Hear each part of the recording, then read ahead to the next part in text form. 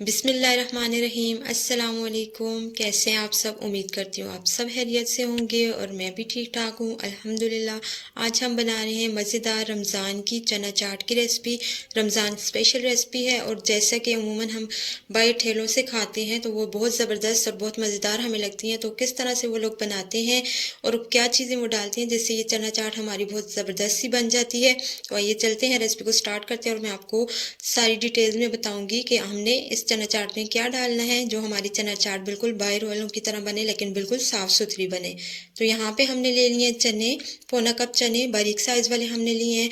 उसमें हमने शामिल कर दिया पानी और इनको रात भर के लिए हमने भिगो के छोड़ देना है। भिगोने के बाद जब हम नेक्स्ट मॉर्निंग इसको चेक करेंगे तो आप देखेंगे कि आपके चने अच्छे खासे फूले हुए होंगे। इससे भिगोने से ये होता है कि हमारे चने फूल जाते हैं अच्छे से, और दूसरा जब हम इनको पकाते हैं तो ये जल्दी गल जाते हैं, ये ज़्यादा टाइम नहीं लेते हैं।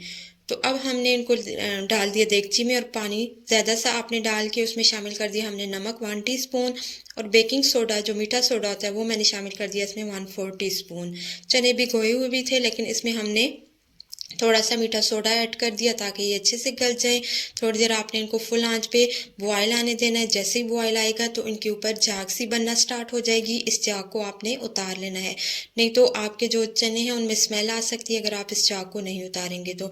यहाँ पे झाग मैंने सारी उतार दी थी। उसके बाद फ्लेम को थोड़ा मीडियम करके हमने इसको कवर किया और 35 से 40 मिनट के लिए इसको बिल्कुल मीडियम टू लो फ्लेम पे हमने इसको बॉयल होने के लिए छोड़ दिया, इसको पकने के लिए छोड़ दिया। तो उस दौरान हम तैयार कर लेते हैं अपने मसालों को।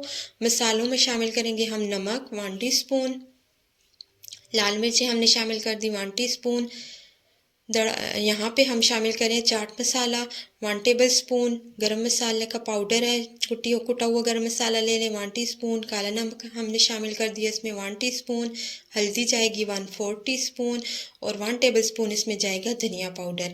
ये सारी चीज़ें, ये सारे मसाले आपने लेके थोड़ा सा पानी शामिल करना है और इनको अच्छे से कर लेना है आपने मिक्स।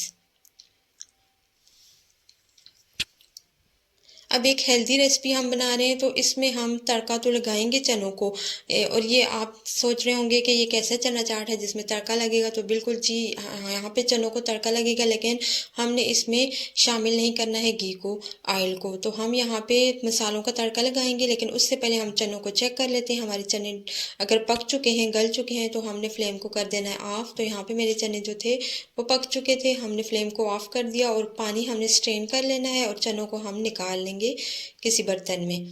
तो यहाँ पे जो मसाला हमने रेडी किया था वो हमने पैन में डाल दिया। तो थोड़ा सा पानी जो है खंगाल करके उस बाउल की वो भी मैंने इसमें शामिल कर दिया ताकि एक तो हमारा मसाला ना जले, दूसरा हमारा मसाला ज़ाया ना हो प्याले के साथ जो लगा हुआ है। अब यहाँ पे 1 मिनट तक आपने इसको लो फ्लेम पे मसाले को पकाने के बाद इसमें बॉईल किए हुए चने ऐड कर देने हैं। पानी मैंने निकाल लिया था इनमें से। अब यहाँ पे आपने इसको तब तक पकाना है, तब तक आपने इसको फ्लेम पे रखना है जब तक ये जो मसाले का पानी है वो ड्राई नहीं हो जाता और मसाला जो है चनों के साथ लग नहीं जाता। मैंने यहाँ पे ऑयल वगैरह घी वगैरह कुछ भी शामिल नहीं किया पैन में, बस मैंने वो मसाला डाला था जो हमने मिक्स करके रखा हुआ था और उसमें हमने चने ऐड कर दिए हैं। अब इनको अच्छे से पका लेंगे तो आप देख सकते हैं मसाला चनों के साथ लग चुका है और जो पानी था वो भी ड्राई हो गया है। तो यहाँ पे फ्लेम को ऑफ कर देंगे और चनों को हमने थोड़ा सा ठंडा कर लेना है।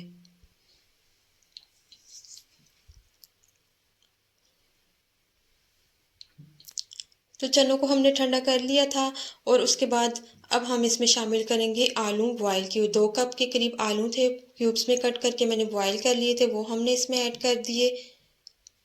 प्याज में शामिल करूँगी, तकरीबन 1 कप के करीब है, चॉप है, छोटी छोटी आपने बारीक बारीक चॉप करके वो ऐड कर देनी है। अगर आप टमाटर ऐड करना चाहें तो आप वो भी ऐड कर सकते हैं, मैंने यहाँ पे स्किप कर दी है। हरी मिर्ची हमने शामिल कर दी है, यहाँ पे हरा धनिया ऐड कर दिया। हरे धनिया से बहुत ज़बरदस्त सा इसमें कलर भी आता है और टेस्ट भी आता है और खुशबू भी होती है इसमें, तो हरा धनिया ज़रूर ऐड कीजिएगा। उसके बाद हम इसमें शामिल करेंगे लेमन।